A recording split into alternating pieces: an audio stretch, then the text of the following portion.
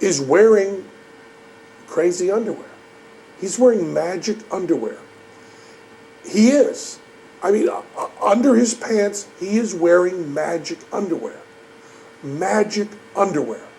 And he believes that a convicted con man got golden tablets that no one else could see and sat with an angel to find out that the original Jews of the Bible were living in North America. Crazy, crazy, crazy, crazy, crazy. But just more modern, not more crazy than other religions. Not more crazy than Islam, not more crazy than virgin births and resurrections, not more crazy than any of that stuff. It fascinates me that you can have the Bible Belt and you can have a court trial, and we've seen this. I'm going to use it hypothetically, but you'll know the specifics I'm talking about. I just don't want to talk about that kind of pain directly. It's too unpleasant for me.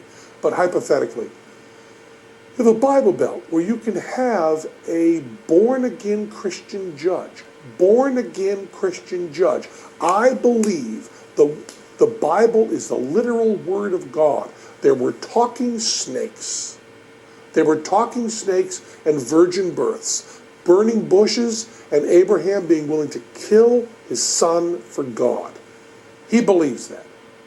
The jury is made up of 12 people who, let's say 10 of them, believe that.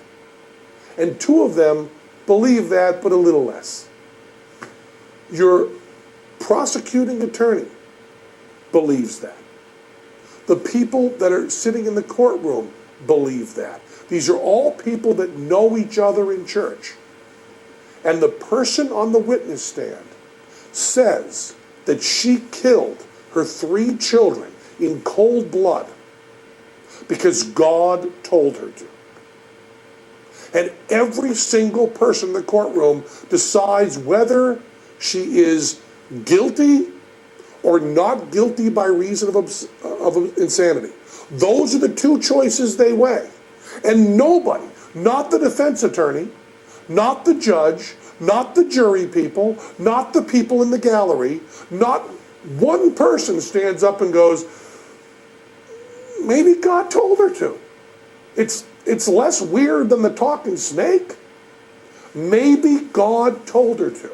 And in this country, which they say over and over again is founded on Christian values, and I'll give them that.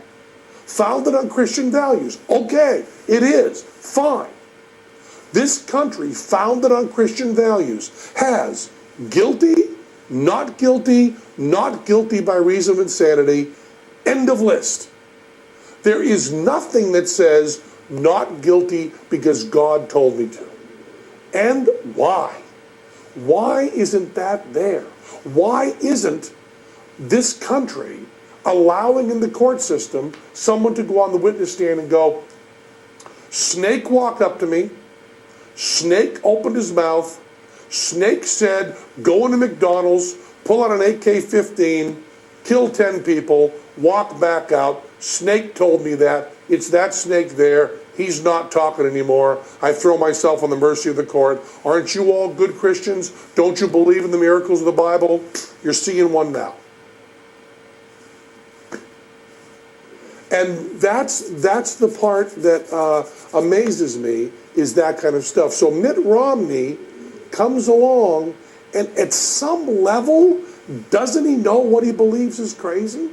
At some level, isn't he going, there weren't Jews in North America? That's not where the Garden of Eden was. Doesn't that go through his mind? And that's the part of that whole thing that kills me. If Mitt Romney really believes what he says he believes, he is bug nutty batshit crazy. And he's not bug nutty batshit crazy. He's the same as Obama.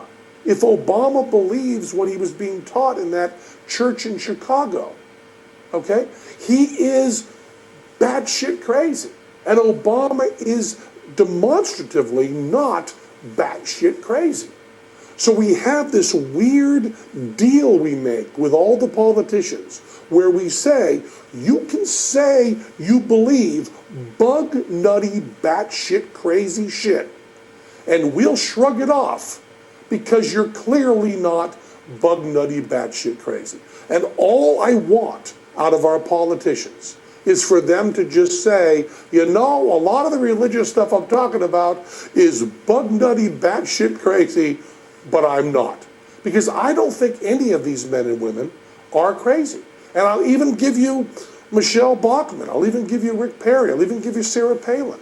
I don't have that cynical MSNBC point of view that they are bug nutty, batshit crazy. I think they are good people who somehow think that their morality and their love for humanity and their love for their families are tied up in this weird tradition.